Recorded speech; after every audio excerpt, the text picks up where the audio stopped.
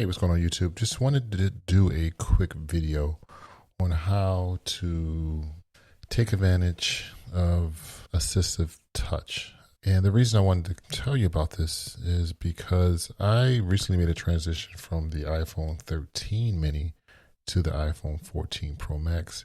And I really love that one-hand usability from the iPhone 13 mini.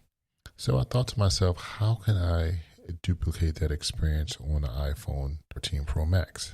And I figured a way to use assistive touch along with aligning the keyboard to the right of the iPhone. So pretty much what you need to do is go into your settings and do a search for assistive touch and make sure you turn it on. Now once you turn it on, there's going to be a custom action section, and you want to ensure that for your double tap, you have it set to reachability. Now, you don't have to do this, but for me, I put the app switcher for my long press, and I didn't have any option for the single tap just because I wanted to make sure I didn't accidentally have an action that would become annoying, since it would be so easy to just tap the assistive touch button.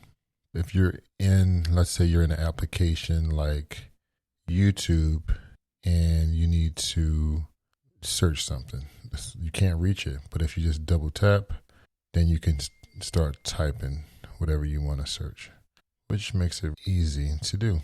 Other than that, as you can see here, with the keyboard, all the keys are adjusted to the right, so my thumb can reach any key on the iPhone keyboard at once.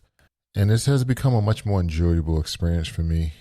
Not as nice as the iPhone 13 mini, but I do get the benefits of having better battery life, a better camera, and an overall better screen with a high refresh rate that you don't have on the iPhone 13 mini. Other than that, I hope this video was helpful to you and ensuring that you can use your larger iPhone, such as the iPhone 12 Pro Max, 13 Pro Max, pretty much any of the larger iPhones.